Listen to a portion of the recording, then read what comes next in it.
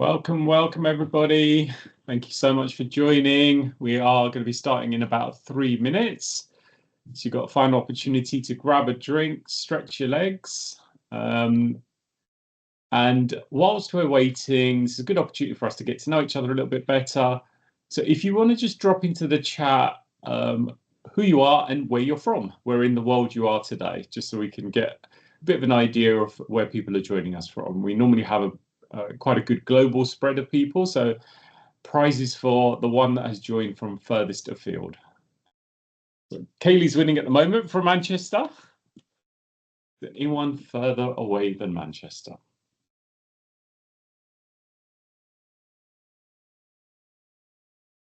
Fantastic. We've got someone from Ireland, Northern Ireland, Cork. Lovely Devon.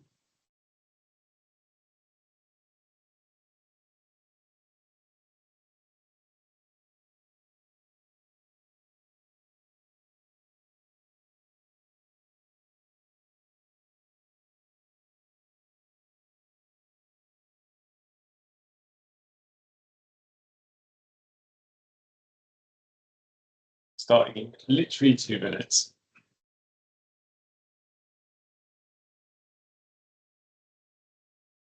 Oh, good as winning so far. Mosul Bay in South Africa.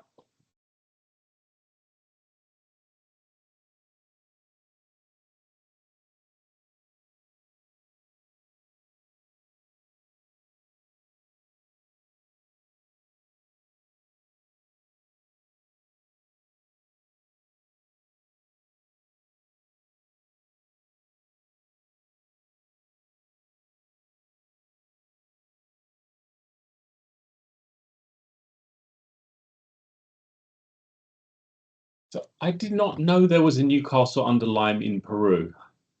I am familiar with Newcastle under Lyme in the UK. I was gonna say that would have been quite impressive.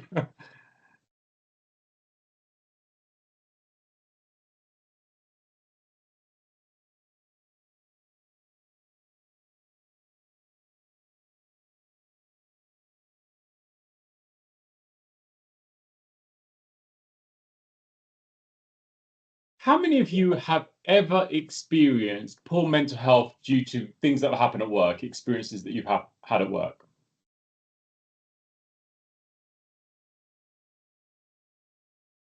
Actual question, not a rhetorical one. So, how many of you have had things that have impacted you at work that have affected your mental health? Okay. No one. That's actually wonderful.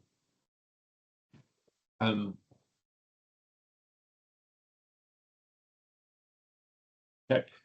Sorry, bear me a second. I think we've got some technical difficulties. I'm just going to make sure you can actually see me. Okay. Can you all see me? No. Yes. Yes. No. No. Fine. Yeah.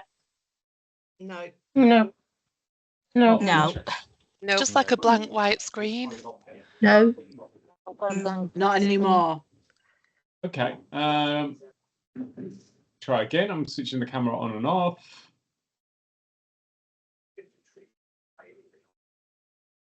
Hi Sarah, how are you? Yes. Yes. Yep. Yes. Yes. Okay, great. Thank you for the feedback. Sorry about that. I'm not quite sure what happened. I could see myself, so I assumed you could see me, but clearly that wasn't the case. So, firstly, thank you so much for bearing with me on the technical issues. Just going to ask if you could just put yourselves on mute if you're not speaking, just to prevent background noise. Particularly, You're in your back pocket. Thank you. Particularly those of you are in a noisy environment. You're coming out of my laptop. Why? Okay. Kevin, could you do me a favour and just mute everybody, please? Yep. Wonderful. Thank you.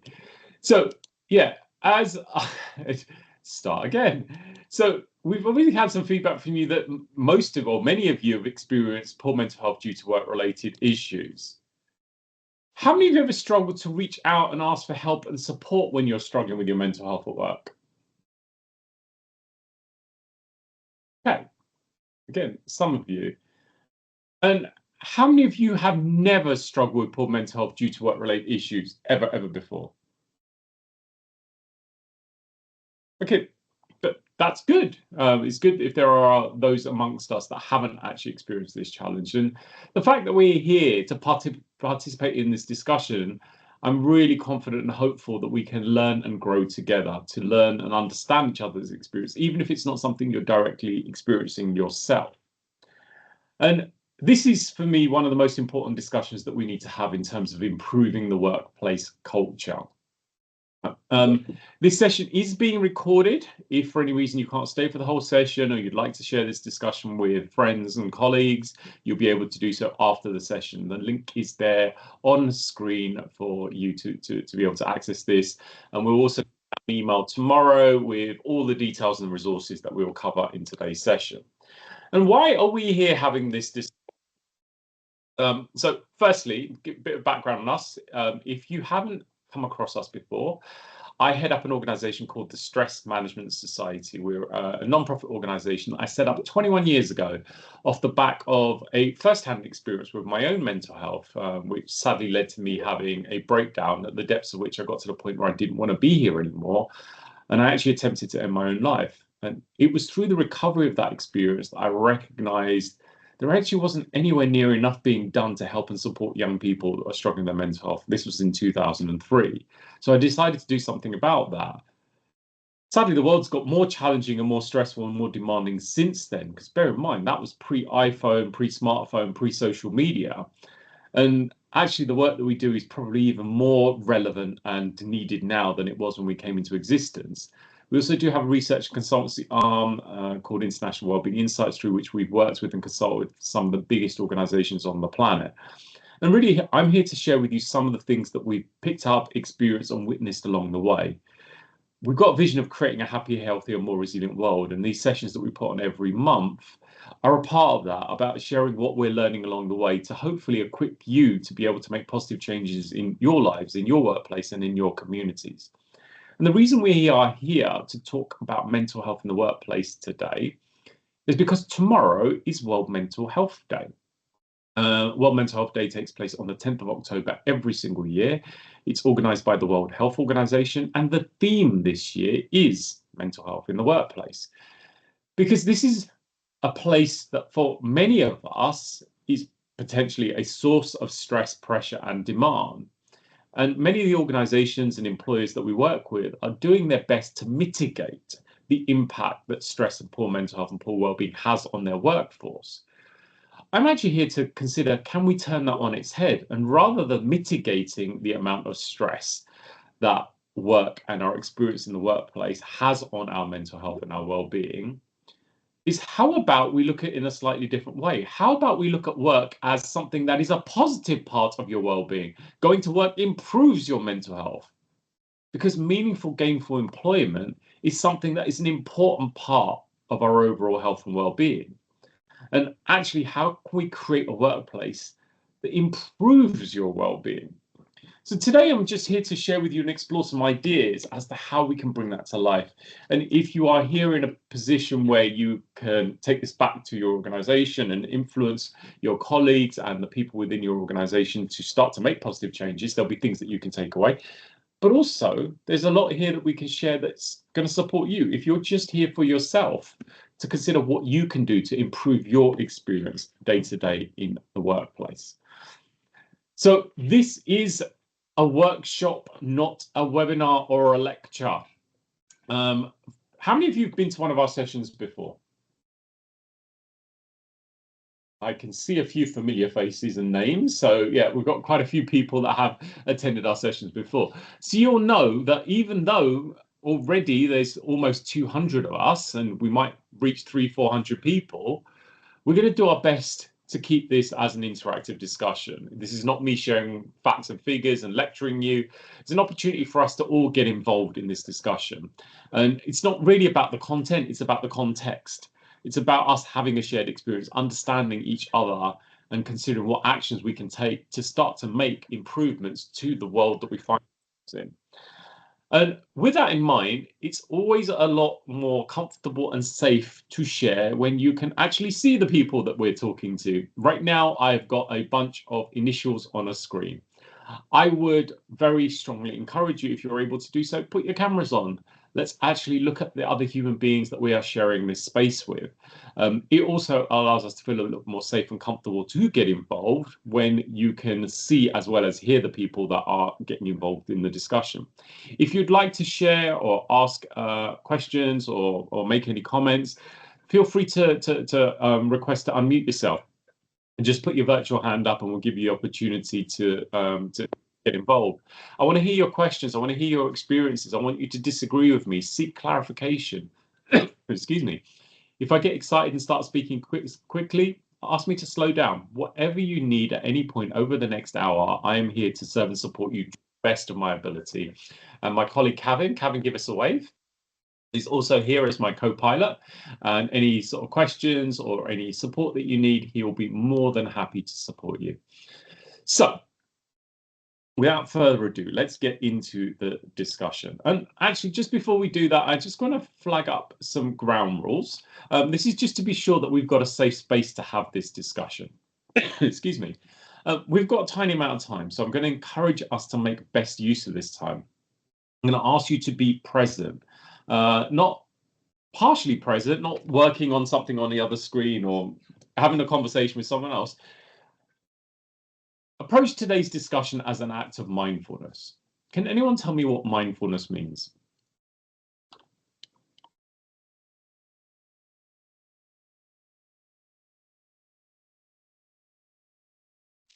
Owen, I can see your hand up. What does mindfulness mean to you?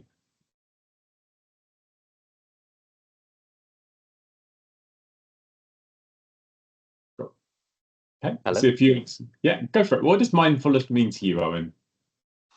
Just being present in your own state of mind and understanding where you are mentally.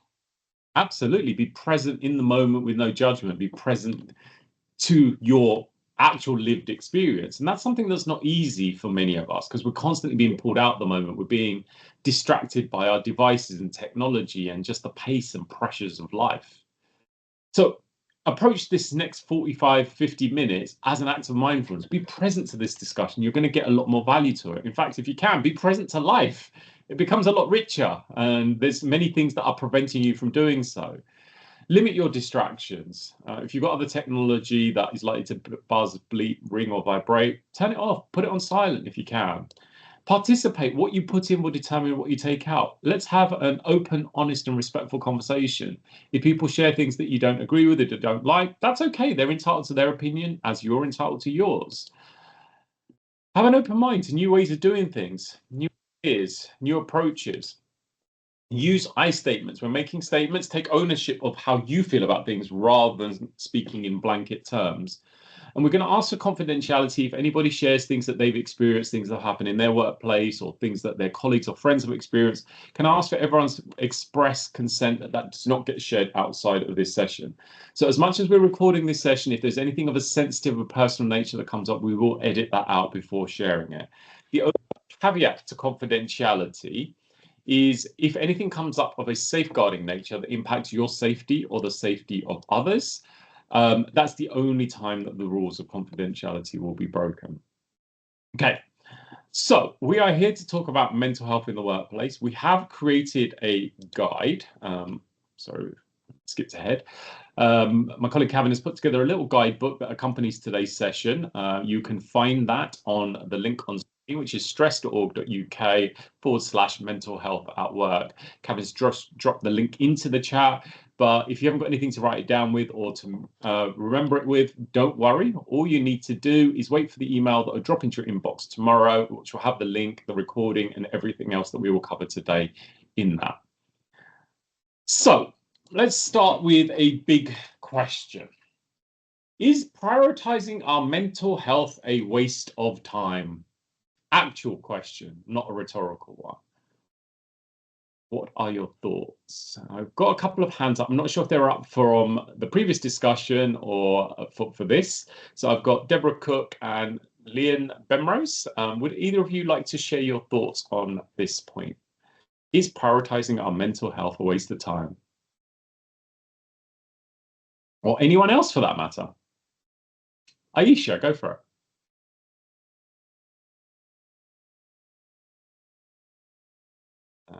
Rachel, you've got your hand up as well. What is your thoughts on this?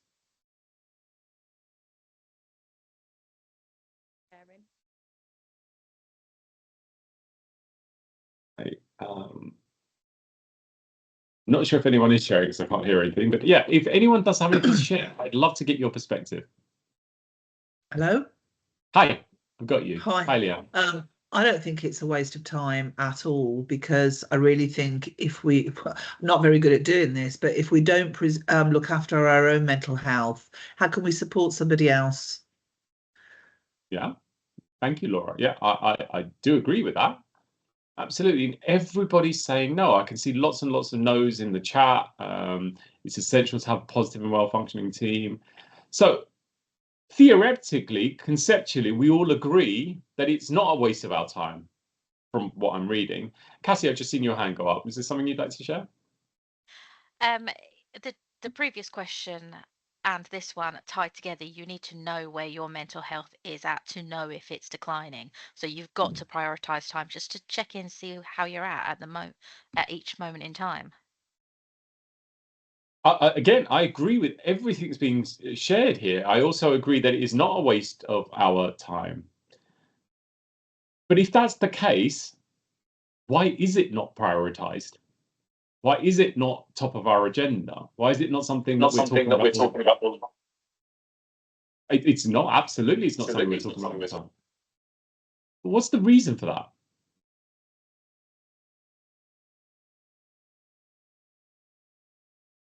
Why is it such an uncomfortable conversation? So, James, stigma, absolutely. There is a huge amount of stigma. And let's kind of give some context to this, at how big a scale of an issue it is. Because as much as we're all sitting here saying, no, it's not a waste of our time to prioritize this, we have a health crisis. 17 million working days are lost due to mental health at work in the UK alone. It costs the global economy $1 trillion every year. That's going to go up to $6 trillion by the year 2030. 6 trillion is a pretty big number. Can anyone tell me how long it would take someone to count to 6 trillion? Have a guess. 3 weeks. 3 weeks. Close, but no cigar. It would take 190,200 years. It would literally take you the lifespan of humanity. Nick, you're right, 6 trillion seconds. But that's 6 trillion seconds. If you literally went 1, 2, 3, 4, you'd be here for 200,000 years trying to get to 6 trillion. This is the scale of the financial impact of this issue. 75% of people from Gen Z and 50% of millennials have left a job for mental health reasons, from a recent study. Yet 60% of people feel uncomfortable discussing mental health with not just their employers, employees, colleagues, friends, and family. It's up to 60% of people don't even ask for help. Can anyone tell me what the main cause of death for a man under the age of 50 in Britain is today? Suicide. Suicide. If we talk, and our last webinar, for those that were here last month, will remember some of these things. If we talk about reasons for death on the planet, if you add all the humans that die from all the wars on the planet put together, add to that all the humans that die from human violence, like murders and whatever else, if you add them all together, it's not even half of the amount of people that die from suicide. About 750,000 people die from suicide, and it's about less than 400,000 people that die from all human violence put together every year. Even though it is one of the biggest robbers of young lives, and it's rapidly becoming one of the main causes of death for 18 to 29-year-olds on planet Earth, even though that's the case, we're still so uncomfortable talking about it. So the reason I asked that provocative question previously is we're all like, no, absolutely, it's not a waste of time. Absolutely, it's a priority. We say that in words, but not in action. Does that make sense? And I'm not talking about us as a group, because you're here to have this discussion, but collectively as a society, we aren't having that discussion. We aren't talking about the things that are afflicting us, that are taking many young lives needlessly. So we need to get better at this. And the place that we can start this dialogue is the workplace.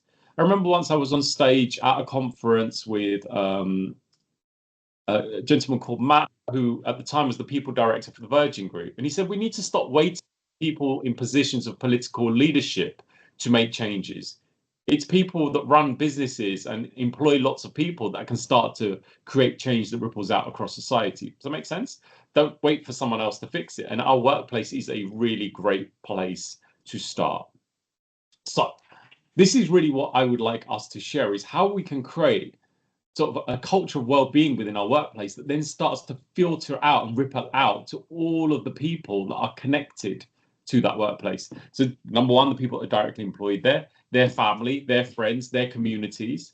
And we've seen when, employers start to take responsibility for the welfare and well-being of their workforce, that the positive impact it has around them, and particularly in the world that we find ourselves in. So this crisis of mental health is something that we do need to consider. But as we've established, there are significant barriers to people reaching out and asking for mental health support. And I'm not just talking about lack of availability of resources. Even where there are resources available, people aren't asking for help.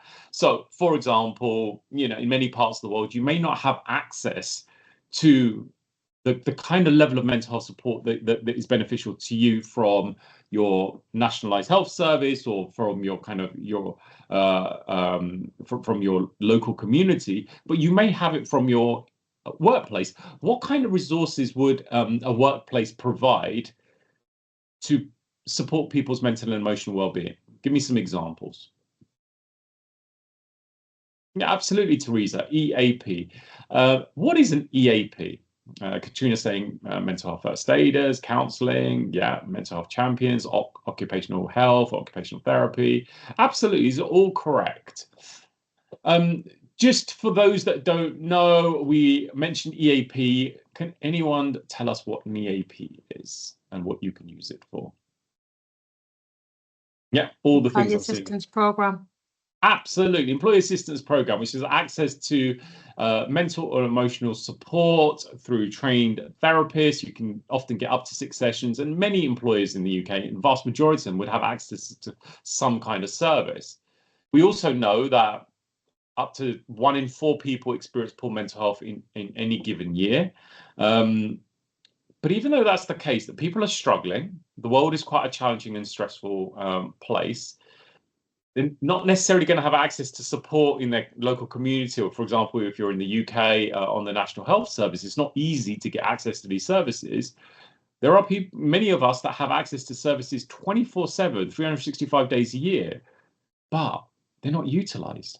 The average utilisation of an EAP is about 2.9%. We're talking about 25% of people have got serious compromisation to their mental health, but no one's using the service, or nowhere near as much as is required. And part of this comes back to what we were talking about earlier. There are barriers to usage. So before we get to what the barriers are, I think we need to understand what does the subject mean. If I say to you mental health, what kind of things come to mind? If you hear the term mental health, what kind of things pop into your head?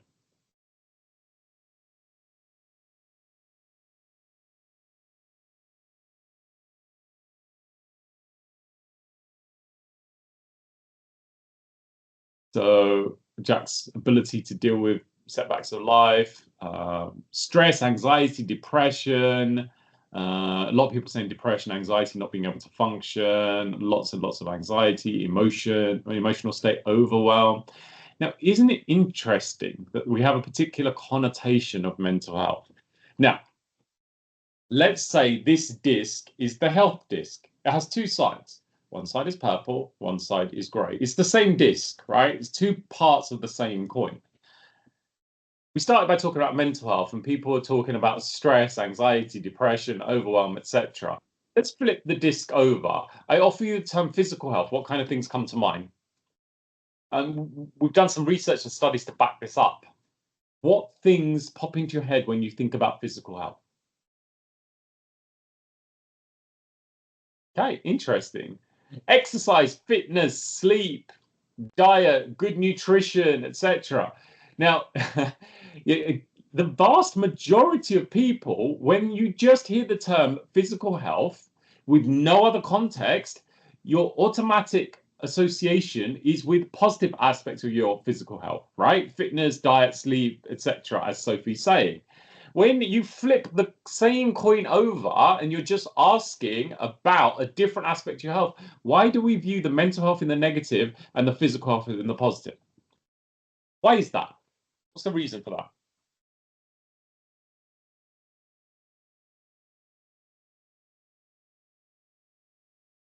Why is the mental health viewed in the negative and the physical health viewed in the positive? Generally speaking.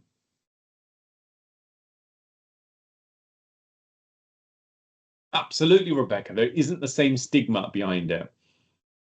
And it's that stigma, the negative connotation with the term mental, that is preventing people from putting their hand up and asking for help and support. And it's interesting because when you hear the term mental, a lot of people think, oh, he or she has gone mental, which is essentially saying he or she's gone crazy, right? But he or she's gone mental is actually saying he or she's in their head, is actually what it's saying, if we take it literally. If you said to someone he or she's gone physical, what would that bring up? They've been down the gym, they've been pumping some heavy weights, they've been doing their yoga classes, right? It doesn't have the same negative connotation. And until we start to tackle some of these cultural barriers, it's very difficult for us to make progress. Now, you know, I happen to live in London, in the UK. I know we've got a global audience that watch our sessions.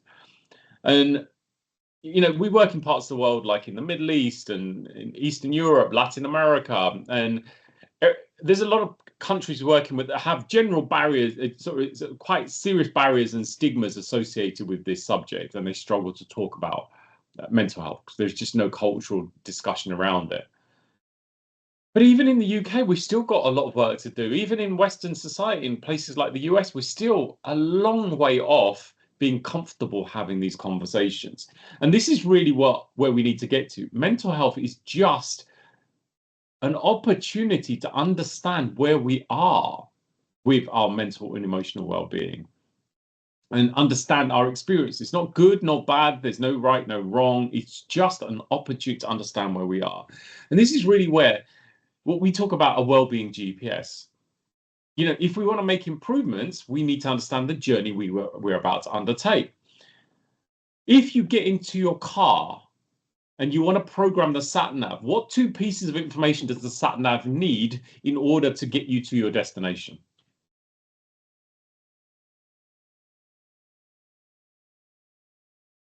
Absolutely, Teresa. Start and end points. It needs to know where I am right now and where I want to get to. And without those two bits of information, it absolutely cannot get you to your destination. And this is really what we would talk about, what we would describe as the wellbeing GPS journey. The first step is to get a clear sense of where we are right now. And that's what we call the diagnose step. The next bit is to understand, where do we want to get to? What does the end point look like? So we can then start to create that route map. And that's the bit that will take you on your journey, and you'll be able to measure progress. And this is really what I'm going to ask you to consider today.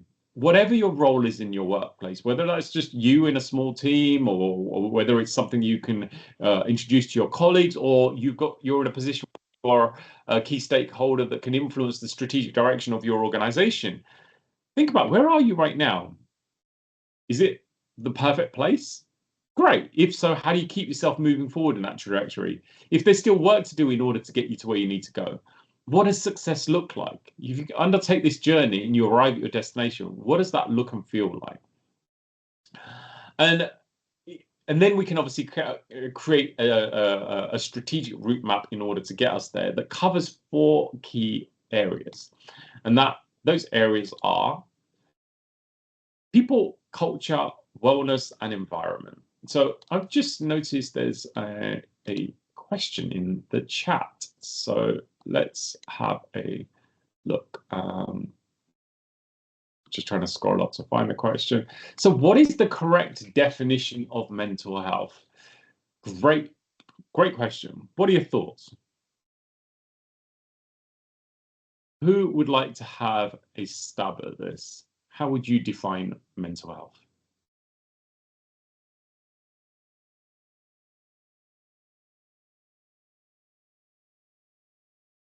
Kevin, could I ask you a favor? Could you just get the World Health Organization's definition of mental health and just drop that in the chat, because that's a useful one. I don't agree with it, by the way, but I'm going to share that with you. The definition of mental health very much depends on who you're talking to, and different bodies have different ways of describing it. Some of you saying state of your feelings, state of your brain. I've just seen someone's already dropped it in. So it's the state of well-being in which people realize their abilities, cope with stress, work, and contribute to their community life. And that's very similar to the WHO example of mental health. I don't necessarily agree with that, because that's talking about positive mental health, but not necessarily looking at the full spectrum of experiences that we're likely to have. So Kevin's dropped in the WHO's example, where an individual realizes their own capabilities, can cope with the normal stress of life, work productive and fruitfully, and is able to make a contribution to his or her community. I'm actually going to simplify it to 3 words: how we think, how we feel, and how we behave. What kind of thoughts are you having when your mental health is poor? What's going on up here? Now, when I say thoughts, I'm pointing to my head. I appreciate thoughts take place throughout the body, but for ease of reference, so some of you saying negative thoughts, catastrophic thinking, you're focused on the problem, you negative self-talk. Oh no, you're such an idiot, you screwed that up, I knew you couldn't do it. Then you're basically self-flagellating with your words, right? Destructive thoughts, catastrophic thoughts, absolutely. You're looking at a brick wall. What about when your mental health is positive? You're in a great mental state. What kind of thoughts are you having then?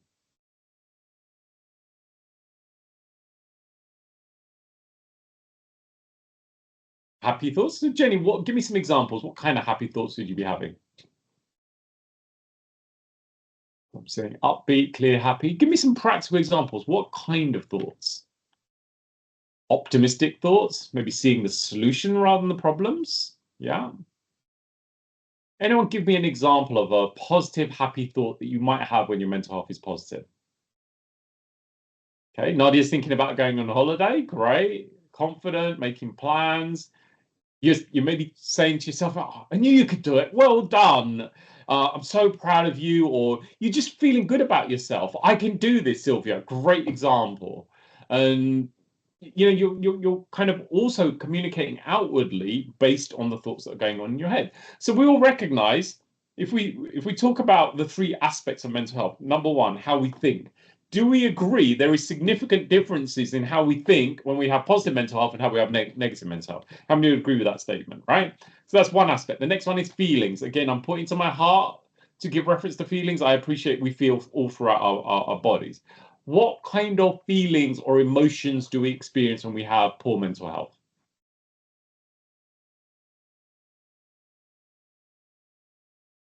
Okay, you feel isolated, maybe lonely, hopeless, sad, emotional, anxious, frustrated, overwhelmed, maybe angry, jittery, yeah, hopelessness, desperate.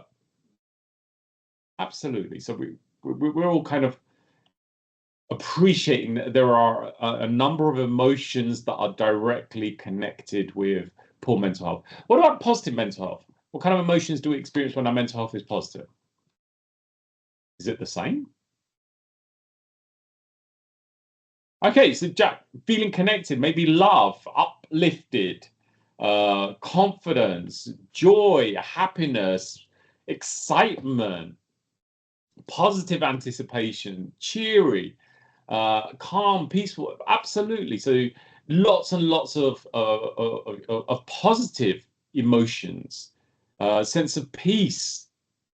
And Rebecca, fidgety, I call that energized. I get fidgety as well, lots of hand movements, but that for me is kind of excitement. I've got energy, and that energy is finding a way to move through my body. Whereas if you notice, when people are in a poor mental state, they tend to be more flat, more static. Does that make sense? Unless they get angry, there's different kinds of bodily movements. So again, are we all clear that there are different feelings and emotions associated with positive health and positive mental health and negative mental health? We all agree with that? Yeah, fantastic. What about behaviors? What kind of behaviors do we experience or express when our mental health is poor? What are the kind of things we're likely to do? Withdraw, disengage, yeah. Isolate yourselves, disinterested, yeah. Dropping out of plans, cancelling on people. What other kind of things are people likely to do? Let's think about the things that people do to potentially self-medicate. So relationship struggles, absolutely. You could be angry and reactive. Okay, Amanda, yeah, drink. And what are we talking about? Water? Apple juice?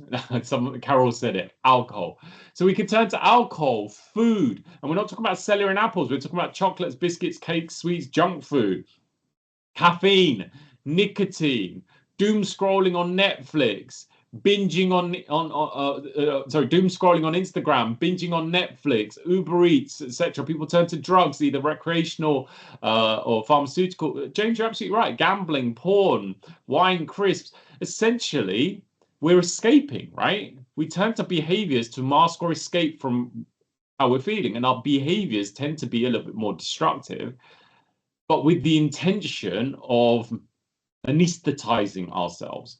What kind of behaviors are you more likely to see when someone's mental health is positive? You're in a wonderful state of mind and in a wonderful emotional state. What are you more likely to do?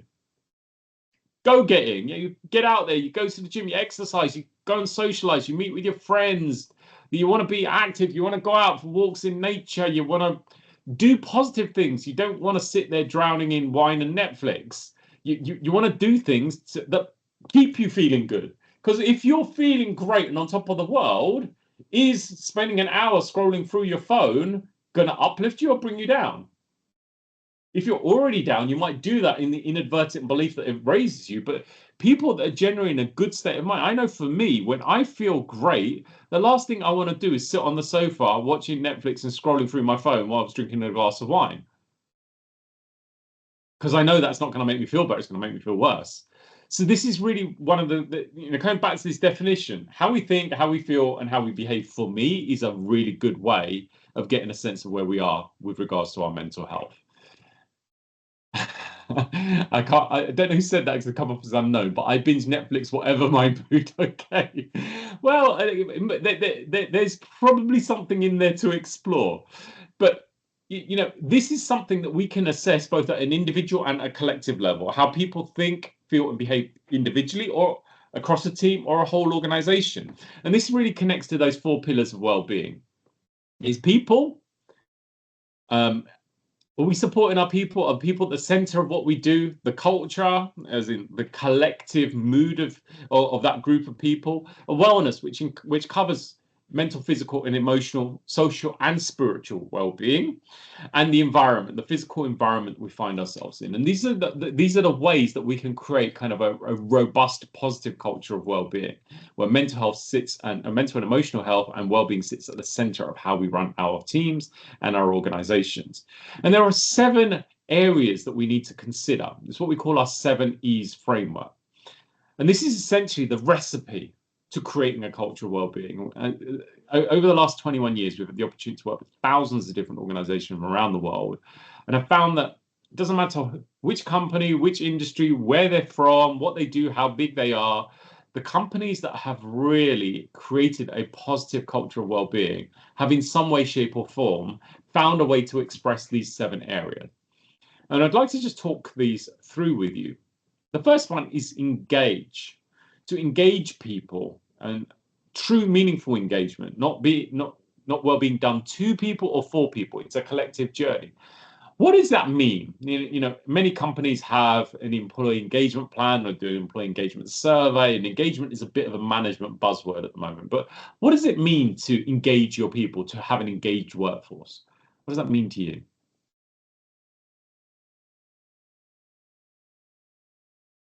If you don't know, have a guess. What do you think it means? Yeah. Vanita, how, where do we listen to employees? Give me some examples of practical things that we can do to listen to people. So it might be that we are doing some insight questionnaires, surveys, anonymous surveys that are being done through appraisal process, having a robust appraisal process, having that really useful one-to-one conversations from the manager, training the managers properly to be able to listen without bias to the employees.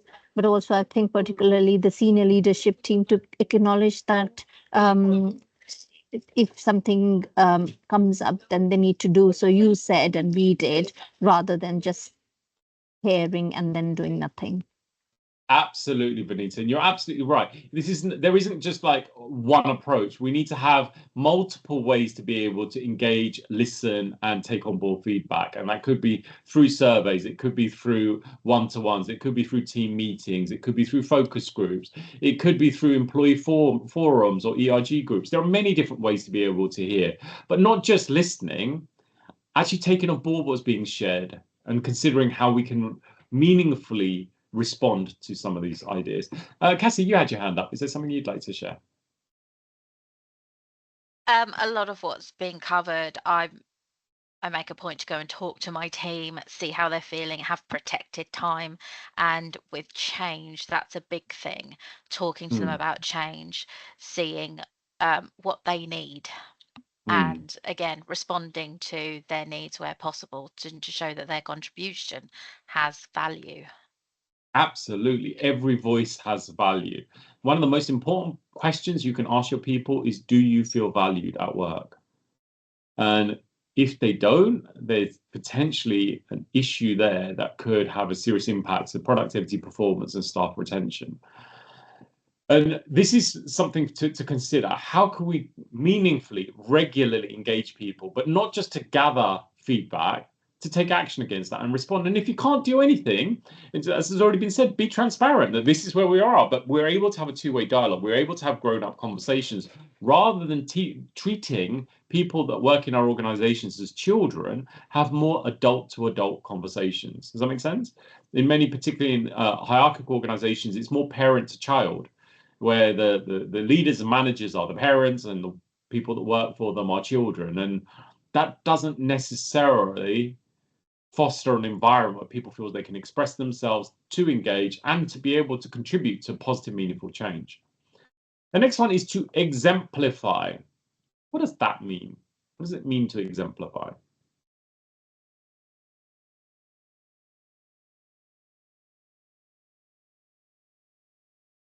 If you don't know, have a guess. What do you think it means? Absolutely, Nadia. Set an example. It quite literally means, as Teresa and Nadia are saying, lead by example. It was Mahatma Gandhi that said, be the change you want to see in the world. I say to you, be the change you want to see in your organization, in your team, in your community, in your society, or maybe even the world. It's very difficult to get someone to do something if you're not willing to do it yourself. It's that don't talk the talk, walk the walk. Be the role model, be the example. Don't tell people what to do, show them. Now, you might be sitting here thinking to yourself, well, I'm not in a senior leadership position. I don't get to influence the strategy of my organization. That does not mean you can't be a leader. A leader isn't a title that you're given or a promotion that you've earned. A leader is someone that shows up in a way that inspires positive change in those around them. Does that make sense? So how can you be that change agent to be the example of positive, meaningful change? In whatever role or capacity you have today, I'm going to ask you to consider, how can you be an example and a role model for positive change in those around you? Empower. What does the word power mean when associated with a human being? When you're talking about a powerful person, a powerful human being, what does that actually mean?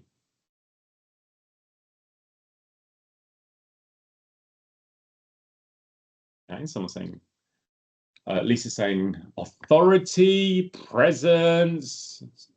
Some people often think things like strength, control, influence. Yeah, absolutely, leading. Now, this is a really interesting point, because even though this is a word that we've probably heard a million times before, most of us don't actually truly know what it means. I'm going to encourage you not to believe me on this. I actually encourage you to look this up in the dictionary. Rebecca, that's a good example. Someone in high regard or control. It doesn't actually mean any of these things. If you look up the word power in the dictionary, when applied to a human being, it quite literally means the ability to do or act. I'll say that again. And as I said, the dictionary will confirm what I've just said. Power literally means the ability to do or act. The person with the greatest power has the greatest ability to do or act. And that could be through control, strength, and influence, but there are other ways that we can give ourselves the ability to do or act. So empowering is quite literally saying, I am giving someone the ability to do or act. Does that make sense? If power is the ability to do or act, empower is I'm giving someone the ability to do or act. An empowered workforce is one where people can make decisions, they can contribute to change and progress. Do you find yourselves in an environment where we have an empowered workforce, an empowered community, an empowered family?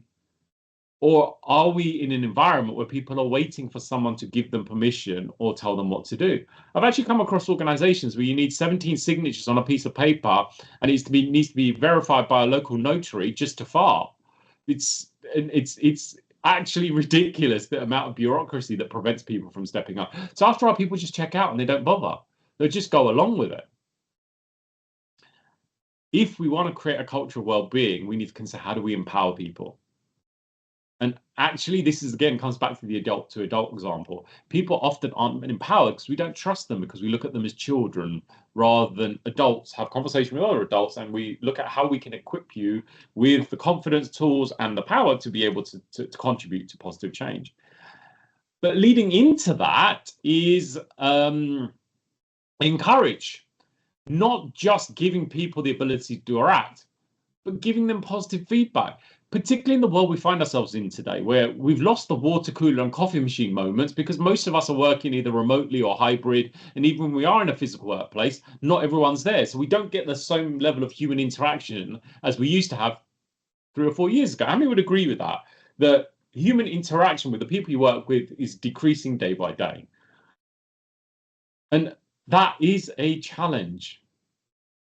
Well, and James, you put your hand up. I saw your hand up go up first. So why do you think that's a challenge? Surely we should be more efficient, more productive, have more output if we don't have to worry about having small talk with our colleagues. And the only time we talk to people is when it's technical, functional, operational matters. That's a good thing, right? I think it's like you said, there's barriers to communication there, and access is key, really, to kind of breaking those barriers, whether that's at home or at work, based on where that is. I think you're right with that one. I don't actually think there's much I can contribute to that one, mate. No, and you're right. And I think this is something worth exploring. If this was an actual conference in, let's say we hired a hotel, we booked out one of their conference suites, and there's all 200 of us are in the room.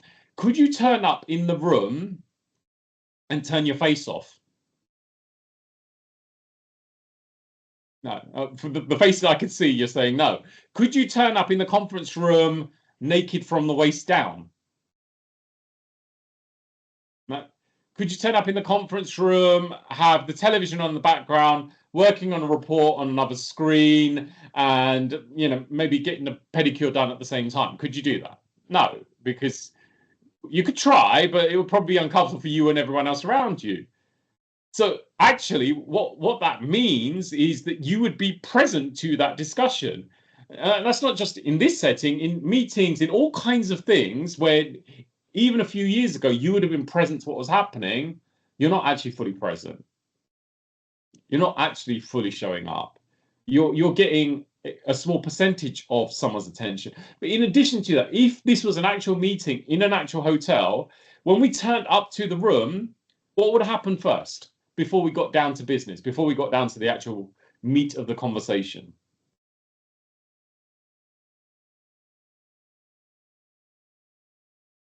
You greet everyone, so small talk, get to know the people around you. There's 200 of us, so you might not speak to everyone, but you speak to a few people, right? It's like, hey, Julie, how are you? Where are you from? What do you do? Etc. Make pleasantries. You know, it's interesting, Rebecca. I love that. Make pleasantries. We don't do that anymore, do we? Straight down to business. But here's the thing. And as far as I'm aware, all 196 of you, 198 of you that are on this call right now are real human beings. You're not AI. If you are AI and you manage to get on this call, you're welcome. Please don't destroy us. We are nice people.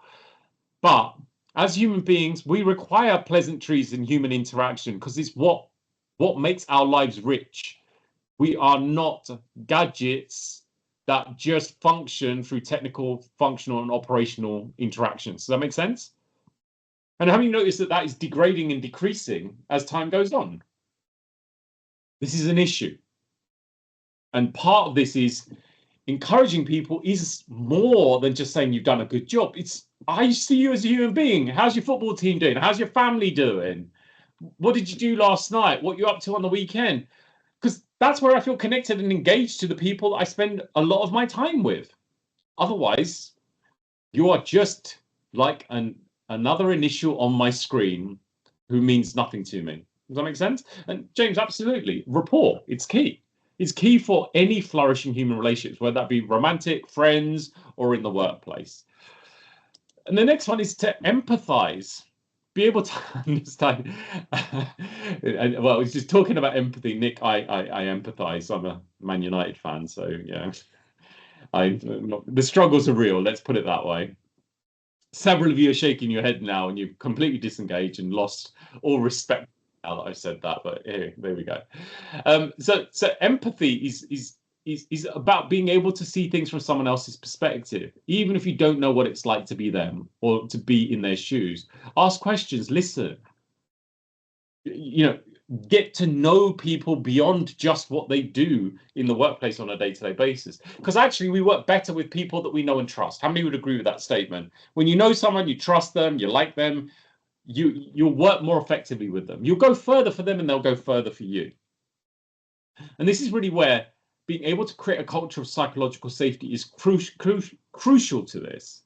So inclusion, I'm talking about moving away from diversity, equality, inclusivity dialogue, because there is a place for that and that is important, but inclusion is much more than that. It's where we can turn up to work as who we are and feel a part of something, regardless of any part of our our backstory, whether that's race, gender, religion, sexual orientation, what football team we support, whatever. Like there are so many things that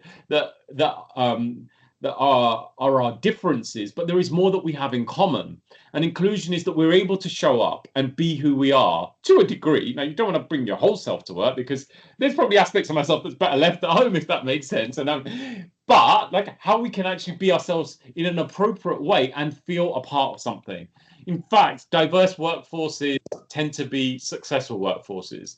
But I'm talking about, let's progress the conversation beyond just the basic diversity dialogue, which sometimes can create polarity. Inclusion is, it doesn't matter. We can show up as who we are and be a part of something without creating more divisions by reinforcing this. The safe to learn. We can make mistakes. We can get things wrong. We can say and do the wrong thing. But also there's ways of being able to provide appropriate feedback. Does that make sense? That's how we learn. When you tell people you cannot do that and you cannot say that, they're not learning. You're just pushing that conversation underground. Does that make sense? If you tell people that you can't talk about this, that, or the other, whatever that issue happens to be, and we've seen this on race, religion, gender, on mental health issues where people don't feel safe, they're shut down, we just stop doing something without understanding why that's not okay. Does that make sense? That's not learning. That's suppressing. That's repressing. And then when things get tough and challenging, it bubbles over. Like it, for those of you in the UK or watch the news, saw what happened in the summer here in the UK. It's things that were pushed underground bubble to the surface because we did not create the safety to learn. We just basically arrived at a point where we told people that's not okay to say that or do that without actually being able to learn and grow together. Does that make sense? In this subject, for us to create positive workplaces, we need to create the safety to learn through making mistakes, to create environments and forums where we can have open discussions. And through that, we get more comfortable being uncomfortable. Growth happens outside the comfort zone. Growth doesn't happen when you pretend the comfort zone doesn't exist.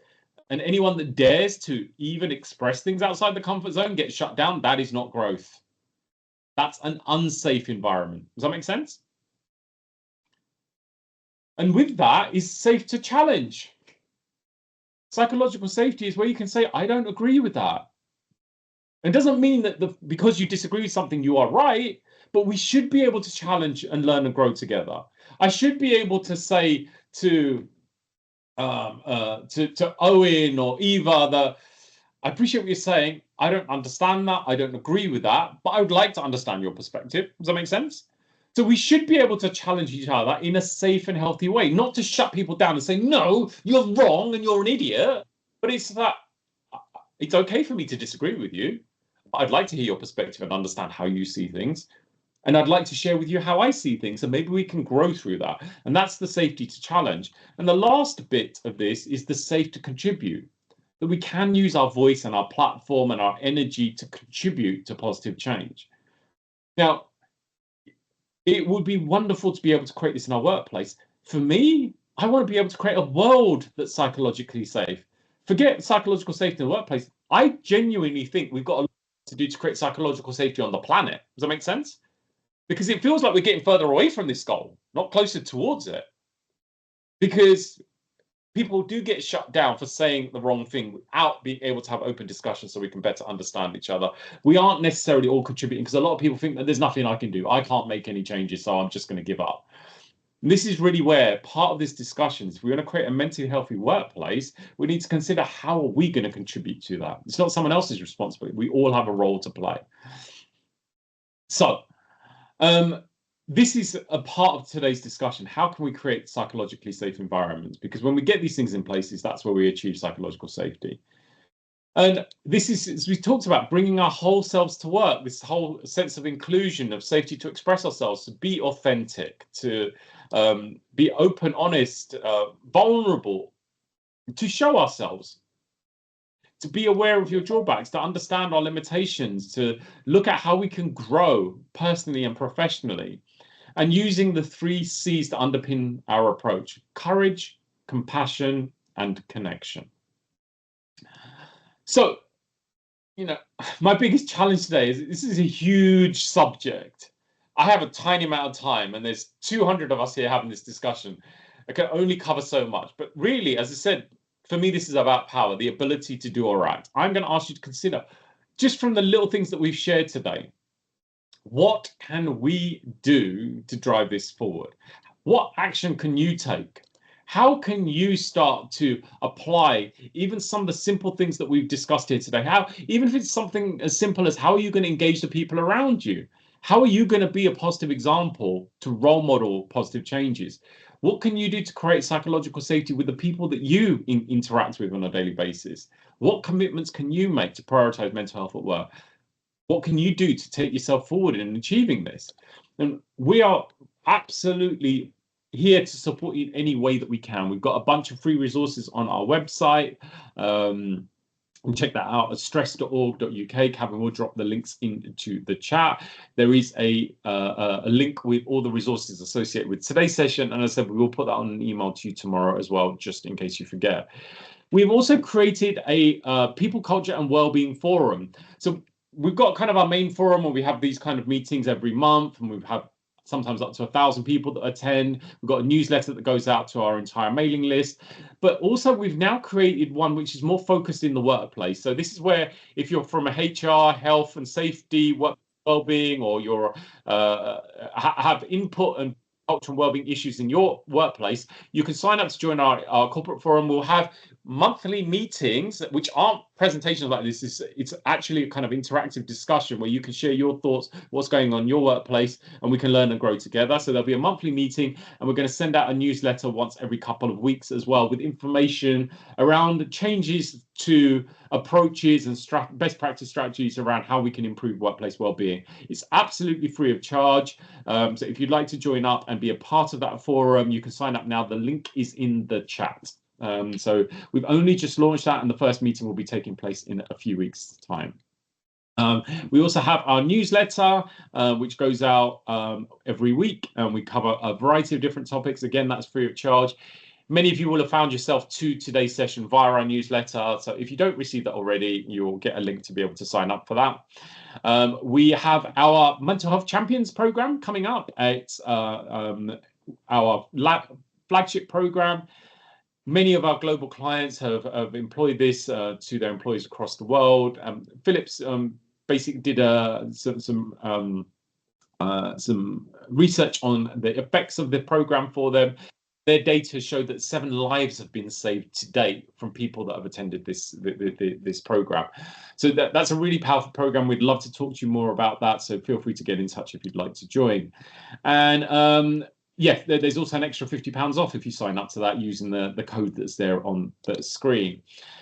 Our online learning platform, Wellbeing Protect. So there will be details of that if you'd like to get the benefit from our online learning programs. And there's 50% off that for the entire package for a month if you are interested in that. So if you need further support, if you need further help, feel free to reach out to us, particularly those looking to make changes in your workplace. You can book in a free consultation with myself or one of my colleagues, and we can talk about how we can help you to start to create positive changes within your workplace. If you are struggling yourself, there are some resources there on the screen that you can utilize, and also find out what resources are available within your organization, whether you've got an EAP or health, or other resources that you might be able to get benefit from. We do this work off our own back. We don't get any external funding anymore, so we survive on the donations that are made by people that get benefit from our sessions. If you are able to help it or support us in any way, even small donations allow us to continue doing this work and reaching more and more people. So there's a QR code on the screen if you are able to help in any way, shape or form. That is much appreciated. And I want to finish today's session, as we always do, by giving some space for any questions, comments or feedback. I will stay on for the next 10 or 15 minutes. So anything you want to talk about, anything you want to share, discuss, now is your chance to do so. So feel free to unmute yourself and let me know what you'd like to talk about before we finish today's session.